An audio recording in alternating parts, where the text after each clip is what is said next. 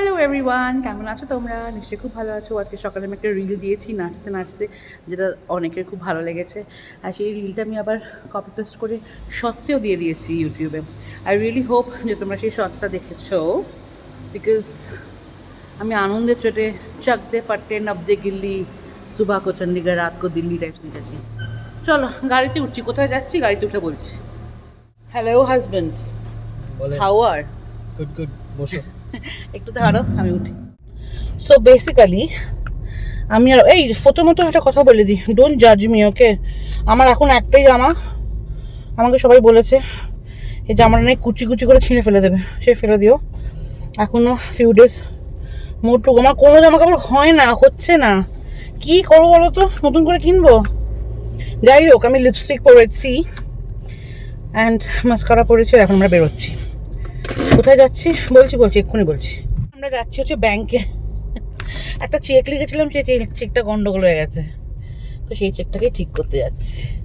সেটাই হচ্ছে আমাদের এখনকার কাজ, আর আমি ছাড়া হবে না সেই কাজটা। তো চলো, ডেলিভারি 3-4 দিন আগে আমরা এই কাজটা করতেই যাচ্ছি, ঠিক আছে? কিছু বলবে তুমি? আর কি বলবো, চলো। গন্ডগোল পাকিয়েছিলি? আমাদের সই ফইতে গন্ডগোল হয়ে গেছে। সইতে গন্ডগোল হয়েছে নাকি ডেটে কিছু গন্ডগোল হয়েছে সেটা জানি না, বাট যে ব্যাংকে ফেলেছিলাম চেকটা সেই ব্যাংকে আমরা এখন যাচ্ছি, তাই তো নাকি? না, আগে এইচডিএফসি যাবো, জিজ্ঞেস করবো চেকটা আচ্ছা। কি হলো, সে তারপরে এসেছে কিনা। হ্যাঁ। সেই আর কিছু দেখাই না দেখাই একটু ব্যাঙ্গালোরের আকাশটা দেখে নাও।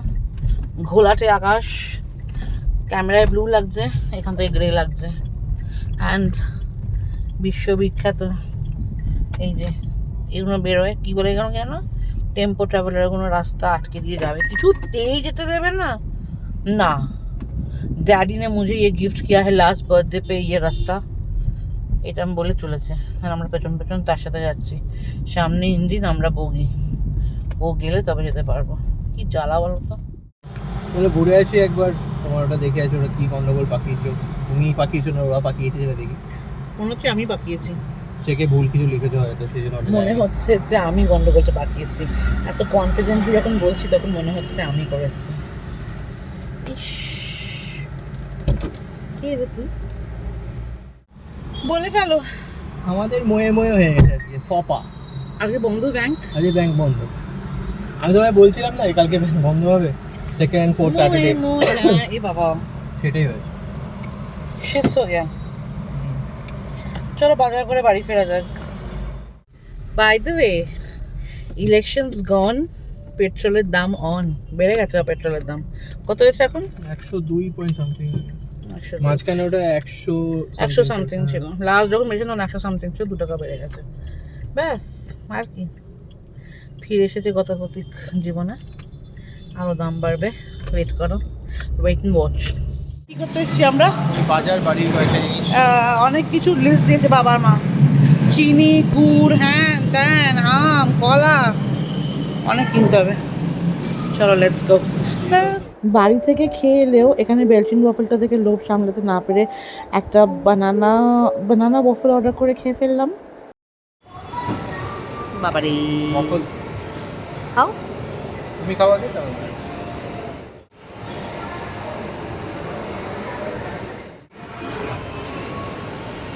ভালো। ভালো, বাট যেটা ফিনিক্স মলে পাওয়া যেত না বেলজিয়ামে, ওটাই না। এরপরে আমরা রয়্যাল ওয়ার্ল্ড সিটি মার্কেট প্লেসটায় গেছিলাম বাজার টাজার করার জন্য। রাহুল আমার জন্য কিছু খাবার অর্ডার করেছিল, বিকজ আমি বসেছিলাম, আমি তো হাঁটাচলা করতে পারবো না। এখানে একটা একটা ক্রয়েসন আর একটা ফ্রেশ লাইম জুস অর্ডার করে দিয়ে যায়, সেটাই বসে বসে আমি খেলাম যতক্ষণ না ও ফিরে আসে। তারপর বাজার টাজার করে বেরিয়ে পড়লাম। গাড়িতে চলছে ম্যাক্সি প্রিস্টের গান, আমার বরের খুবই ফেভারিট একটা ব্যান্ড, এবং পুরো রাস্তাটা মানে 30 মিনিট প্রায় 40 মিনিট প্রায় জ্যাম নিয়ে রাহুল শুধু আমাকে এই গান শুনিয়ে গেছে। অ্যান্ড এটা এখন চলবে কিছুদিন। গুড ইভিনিং, কেমন আছো তোমরা সবাই? আশা করি ভালো আছো। ওয়েল, আজকে সকালবেলার ব্লগটা আমাদের কন্টিনিউ করা হয়নি, বিকজ ময়ূরের শরীরটা খুব একটা ভালো লাগছিল না। ইন দ্য মিন টাইম বুটাই আর মুম্বাই এসেছিল তো আড্ডা মারতে, কিন্তু ময়ূর ওয়াজ ফাস্ট আসলিপ, ও একদমই উঠতে পারিনি। কিন্তু ফাইনালি ম্যাডাম উঠেছেন, এবং উঠে অনেক কিছু করবেন বলেছেন। অনেক কিছু না, তার মধ্যে না একটা বিশাল জিনিস করবেন, তার একটা যেটা করছে সেটা তোমাদেরকেও দেখাই। It is really really special যে ও এই অবস্থায় এখনো এরকম ভাবে কিছু করতে বাবা চাইছে। কি অবস্থা, আমি একদম ঠিক আছে। না না, you are absolutely fine, but still তুমি যেটা করছো এটা একটা খুব বড় ব্যাপার। তোমাদের দেখাই, বুঝতেই পেরেছো কি দেখাতে চলেছি। অফকোর্স খাবার, এখানে নুডলস আছে, আলু পেঁয়াজ ভাজা আছে, এখানে চিকেনের শ্রেডস করা আছে, এখানে ম্যাডাম হাত চালাচ্ছেন, ডিমের ভুর্জি হচ্ছে, Yes. আর এই যে madam thank you so much যে আপনি আমাদেরকে এরকমভাবে একটা সুন্দর নুডলস ট্রিট করছেন, দিচ্ছেন। বাবা, সুন্দর সুন্দর কিনা জানি না। না, যে নুডলসটা ও বানাচ্ছে সেই নুডলটা আমার খুব ভালো লাগে। হ্যাঁ, একদম দেশি স্টাইল, পুরো দেশি স্টাইল। এত দেশি স্টাইল কেন বলবো, এত বাঙালি স্টাইল, আমাদের আলু টালু দিয়ে। টিফিনের style। হ্যাঁ, টিফিনের স্টাইল। না, যেটা হচ্ছে সেটা হচ্ছে রাহুলের জন্য তুলে রাখা হবে, কারণ রাহুল হোয়াইট নুডলস খাবে, আর আমাদের একটু সয়া সস দিয়ে। অ্যাড করা হবে। আলু ভাজা দেওয়া হচ্ছে বাই দ্য ওয়ে। হ্যাঁ, সেটা দেখিয়েছে এই যে এখানে আলু ভাজা আছে, পেঁয়াজ আর লঙ্কা আর আছে, চিকেনটা দেবো। চিকেন তো শ্রেডস করা আছে, আর ওখানে ডিমের ভুর্জিটা হচ্ছে। Big- ভালোই হবে, বিগ থামস আপ। ভালোই হবে খেতে মনে হয়। নিশ্চয়ই ভালো হবে। পার্সোনালি আমি হোয়াইট নুডলসের একদমই ফ্যান নই, কারণ আমি খুব একটা হোয়াইট নুডলস স্কুলে নিয়ে যাইনি, আমি নর্মাল নুডলসই নিয়ে গেছি। কিন্তু রাহুল বা 90% অফ কিডস ওই নুন মরিচ দেওয়া নুডলসটা স্কুলে নিয়ে যেত, আর রাহুলের সেটাই খুব ভালো লাগে, এবং সেই জন্যই রাহুলের জন্য হোয়াইট নুডলস করা। ডিশনটা হচ্ছে জাস্ট চিকেন অ্যান্ড ক্যাপসিকাম দেওয়ার কথা ছিল, বাট আমার আর এনার্জি নেই। মাম আলু আর পেঁয়াজ সব কেটে দিয়েছে, আমি ডিমের চুড়ো, চিকেন, শ্রেডেড চিকেন এগুলো সব করে রেখেছি, করে নিয়ে এখন বানিয়ে ফেলছি। সব কিছু আলাদা আলাদা করে ভেজে জাস্ট নুডলস দেবো, জিনিসগুলো দেবো, যেমন থাইল্যান্ডের রাস্তায় করে না ওই রকম। খুব সিম্পল প্লেন নুডলস বানাচ্ছি। আমি না তো বিয়ের পরে রান্না করতে জানতাম না, আমার সব হচ্ছে ইউটিউব থেকে শেখা। আমি নুডলস গলিয়ে ফেলতাম, একদম ভ্যাদে হয়ে যেত, ওরকম নুডলস হতো। বাট আস্তে আস্তে আই থিঙ্ক লাস্ট 8.5 ইয়ার্সে আমি ইউটিউব দেখেই শিখেছি। অ্যান্ড ইউটিউবের প্রত্যেকটা কাকিমা, দিদি, বৌদি, বোন সবার কাছে আমি থ্যাঙ্কফুল। জানি না তোমরা এই চ্যানেলটার নাম জানো কি না, নস্কর কাকিমা, নস্কর আন্টি একজন ছিলেন ইউটিউবে, আমি জানি না উনি এখনও ভিডিও করেন কিনা। আমার বেশিরভাগ রান্না ওর থেকে শেখা, সুস্মিতার রান্নাঘর, আরও অনেকে আছে, কিনা হেঁসেল, এদের থেকে আমার রান্না শেখা। বেশিরভাগ রান্না আমি ইউটিউব থেকে শিখেছি, আর মাকে ফোন করে করে শিখেছি। তাই আমি এখন রান্না করতে পারি, আমার নিজের মানে ভেরি গুড ময়ূরাক্ষী। আমি মাছটা উল্টোতে পারতাম না যতক্ষণ না জিনিসটা পুড়ে যাচ্ছে, সেখান থেকে আজকে রান্না করছি। আমি রান্না আরও করছি বিকজ কদিন বাদেই আমি আর কিছু রান্নাঘরে ঢুকতে পারবো না, কিছু করতে পারবো না। I won't be able to make anything for some time. তো সেই কারণে হচ্ছে আজ কিছু স্পেশাল করে রাহুলকে সবাইকে খাওয়াচ্ছি। এই যে দেখতেই পাচ্ছ, এখানে আমার নুডলস আছে, দাঁড়াও নুনটা নামাই। এখানে নুন আছে, এখানে পেপার, মরিচ, কালো মরিচ, এগ নুডলস, ফ্রাইড চিকেন, হালকা ফ্রাইড চিকেন, এখানে আলু ভাজা, এখানে ডিম, আর ডিমের নিচে পেঁয়াজ, এই যে, ঠিক আছে। আর এখানে আছে একটা কনককশন, এটা হচ্ছে তোমার সয়া সস, চিলি ভিনিগার আর টমেটো সসের আমি একটা কনককশন বানিয়েছি। অ্যান্ড এই যে চিলি সসটা দেখছো, সয়া সস, ভিনিগার আর টমেটো সসের একটা কনককশন আছে। আর এই যে চিলি সসটা দেখছো, এটা শুধু রাহুল খাবে, তাই এটা আলাদা করে রেখেছি, এটা এখানে মিক্স করিনি, কারণ বাবা খেতে পারবে না। আচ্ছা, আমি দুটো নুডলসই বানিয়েছি, কিন্তু জানি না কেন মনের ভেতর থেকে আমি একদম সন্তুষ্ট নই। আমার দুটো হাতে খুব ব্যথা, এইগুলো খুব ব্যথা। তো কড়াটা ধরে যে নাড়াবো, ভালো করে মিক্স করবো, সেটা করতে পারিনি।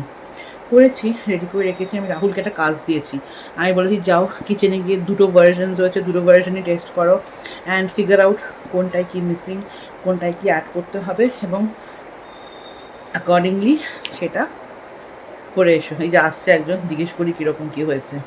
Honest review. জাস্ট কাঁপাকাঁপি হয়ে গেছে। হ্যাঁ, জাস্ট কাঁপাকাঁপি হয়েছে খেতে। কাঁপাকাঁপি হয়েছে, দুটোই খেয়েছো তুমি? দুটো টেস্ট দুটোই করেছো? খেয়েছি। তোমারটা দেখো, ছোট খাটো দুটোই, তোমার। হ্যাঁ, ছোটটা আমাদের ছিল, বড়টা তোমাদের ছিল। হুম, দুটোই খুব ভালো হয়েছে, হ্যাঁ, একদম নুন মরিচ মরিচ ফরিচ সব একদম ঠিক আছে। সব কিছু একদম পারফেক্ট। আমি বলছিলাম এক্ষুনি যে আমার এই হাতে এত যন্ত্রণা না, যে দেখো নাড়াতে পারছি না, সেই জন্য ভালো করে মিক্স আই হয়নি। রিয়েলি অ্যাপ্রিশিয়েট মো, তুমি এরকম থ্যাংক ইউ একটা বাবু। এরকম একটা সিচুয়েশনে তুমি এখন না, এটা আমি বানিয়ে এক্ষুনি খাওয়াচ্ছ। বলছিলাম এখানে ব্লগে যে আমি তখন আর তোমার জন্য সেরকম রান্না করতে পারবো না না, কিছুদিন। সেটা ঠিক আছে, তুমি তো অনেক করেছো এর আগে, বা আমি আজকে সেটাই যে এই বলছিলাম, সময় তুমি এটা করলে, এটা একটা আমি সেটাই বলছিলাম যে আমি আই আগে রিয়েলি রান্না কান্ট করতে থ্যাংক ইউ পারতাম এনাফ। না, সেখানে আমি আজকে রান্না করছি। We have come a long way. হ্যাঁ, we have definitely come a long way. আমিও প্রচন্ড লেজি, কিন্তু কয়েকটা জিনিস আমিও বানাতে পারি, সেগুলো সেগুলো আমরা এবার এই তোমার তোমার তোমার সেগুলো আমি আসছে। ময়ূরকে অনেক সময় খাই করে না, খাইয়েছি। তোমার চান্সও আসছে, দাঁড়াও। কোনো চিন্তা নেই, তোমার চান্সও আসছে। দারুণ খেলাম, খেয়ে এখন পাঞ্চি করছি। নুডলস কে পাঞ্চি করছো? মিষ্টি পান নিয়ে এসেছে, সে আবার কি? নুডলসের পরে মিষ্টি পান খাচ্ছি। কম্বিনেশনটা শুনে লোকে পাগল ভাববে, তবে খাচ্ছি, ইচ্ছে হয়েছে।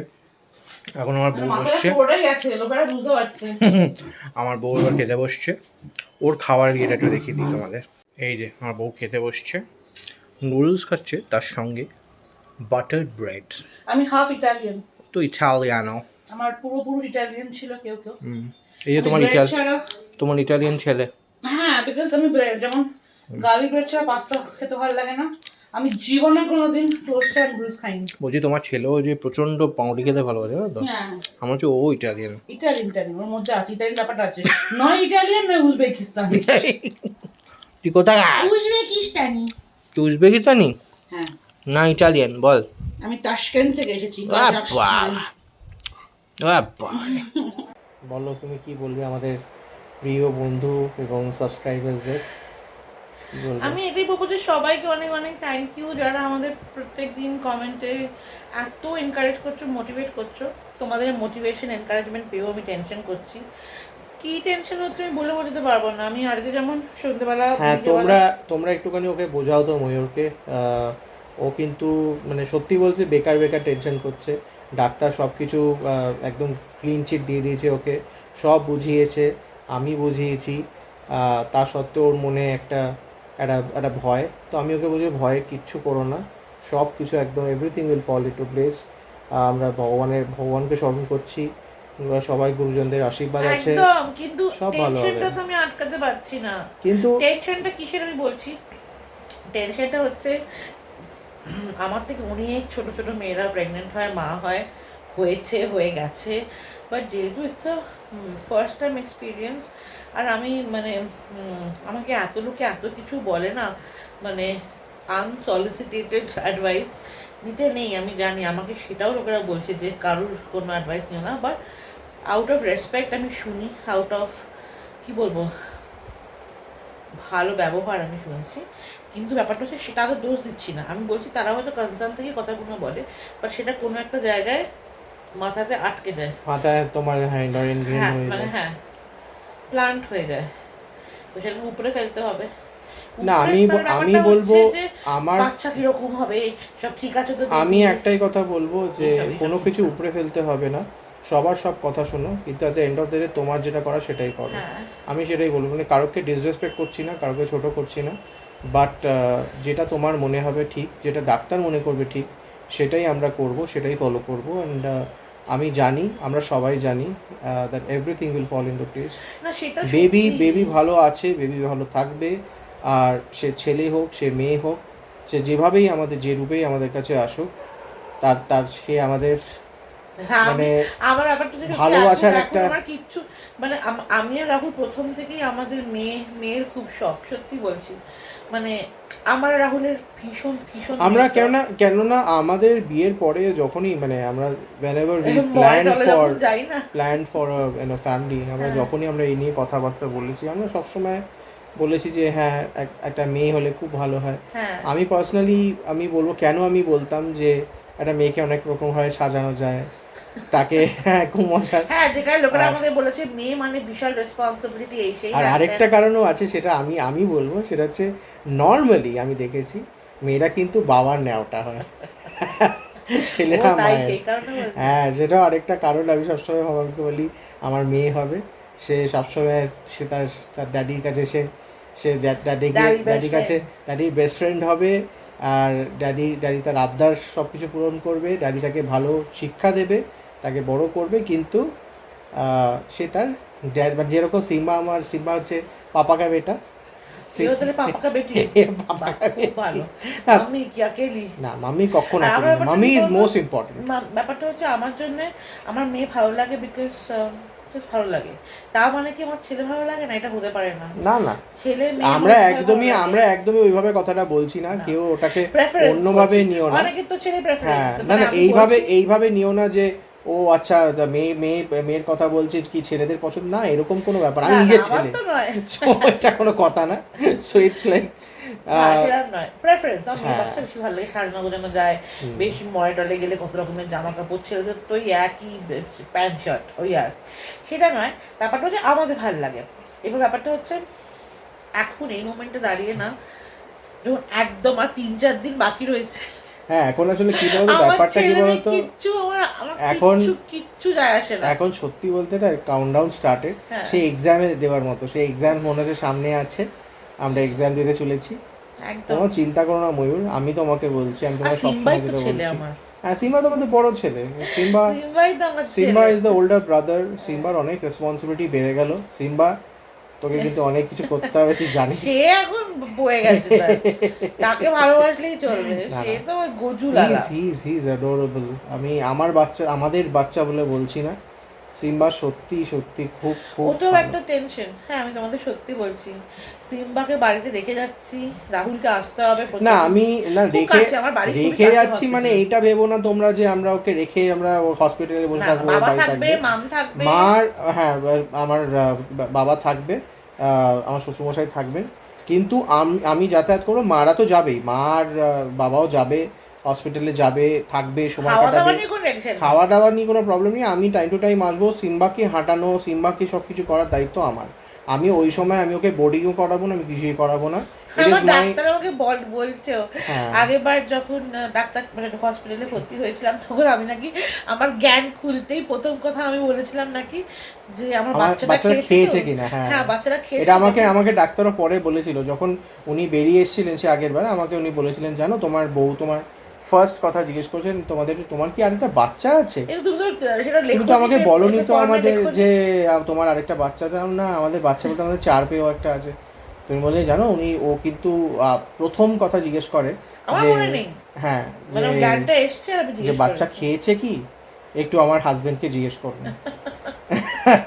সেটাই So- তো সেটা নিয়ে এবার আর চিন্তা নেই, বিকজ বাড়িতে তো দাদু দিদা মা মানে দাদু দিদা ঠাম্মা সবাই আছে, সেটা চিন্তা নেই। আমি আমার চিন্তাগুলো কীরকম বলছি, কত রকমের ডিসকাশনস হয় না ছেলে মেয়েদের নিয়ে, কীরকম কী হবে, এটা বোধহয় সব মা বাবারই হয়, একটা অ্যাপ্রিহেনশন থাকে। আমারও সিমিলার অ্যাপ্রিহেনশন। আমার মা আমাকে এসে এক্ষুনি 1 ঘন্টা জ্ঞান দিয়ে গেছে যে যখন আমি হব তখন মায়ের মানে মা বলছে দেখ তুই লাস্ট দিন অব্দি অফিস করতে পারতিস, তাহলে তুই বিজি থাকতিস, তোর মাথায় এসব ভুলভাল চিন্তাভাবনা আসতো না। আর যেহেতু আমার মা জয়েন্ট ফ্যামিলি থেকে বিলং করি, মানে ডেলিভারির আগের দিন অবধি মা সবার জন্য রান্না বান্না করেছে, সব কিছু করেছে, লেবার পেন উঠেছে, গিয়ে বেবি করে চলে এসেছে, এরকম অবস্থা।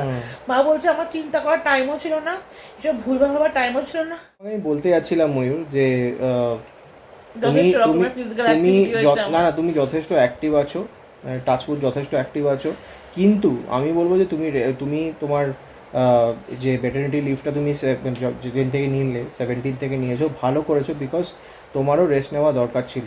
এখন আমি তোমার একটা কাজেরও টেনশন থাকতো, প্লাস তোমার এই জার্নিটা তুমি যেটা দিয়ে যাচ্ছ সেটা তোমার একটা অ্যাডেড একটা, আমি টেনশন বলবো না, অ্যাংজাইটি একটা থাকে। আর একটা কথা বলে দিই, সেটা তো এটা যেমন সত্যি, আর একটা হচ্ছে আমার লাস্ট 2 সপ্তাহ ধরে স্কিনে এক্সট্রিম ড্রাইনেস হয়েছে। মানে আমি ক্যালোড্রিল মাখছি, লোশন মাখছি, নারকোল তেল মাখছি, আজকে রাহুল আবার প্রপার নারকোল তেল এনেছে। আমি ডাক্তারকে বললাম, ডাক্তার বললো এটাকে কি একটা বলে, এটা পুরোপুরি হরমোনাল। না এমনি তো মানে আমি ময়ূরের এত চুল করছি নিজেকে, আমি পুরো গা কেটে ফেলেছি। ময়ূরের এই ময়ূরের প্রেগনেন্সিতে ময়ূরের যেটা দুটো জিনিস হয়েছে, একটা হচ্ছে ফিজিক্যাল চেঞ্জ, যেটা মেইন জিনিস সেটা হচ্ছে ওই ইচিং এর একটা প্রবলেম, আরেকটা ওর হয়েছে সেটা হচ্ছে পিগমেন্টেশন হয়েছে প্রচন্ড মানে প্রচন্ড। ও কিন্তু যথেষ্ট মানে মানে ওর কমপ্লেক্সন যথেষ্ট মানে ক্লিন মানে ক্লিয়ার একটা কমপ্লেক্সন, সেখানে ওর এমন সব প্যাচেস হয়েছে। আমি ওকে বললাম যে তোমার, তারপরে ডাক্তারের সঙ্গে আমরা যখন কথা বললাম, ডাক্তার বললো এটা খুবই নর্মাল, এটা কোনো ব্যাপার না, তুমি একদমই চিন্তা করো না, এটা উইথ টাইম এটা ঠিক হয়ে যাবে।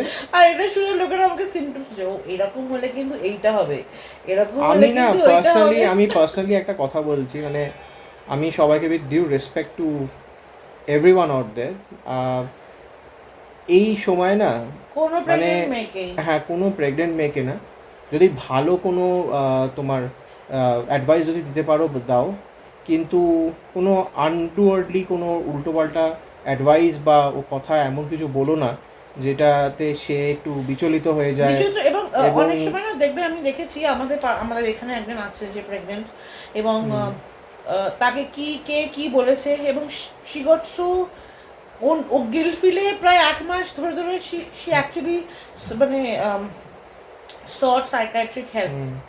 বাবা সেসব আমার দিকে হয়নি।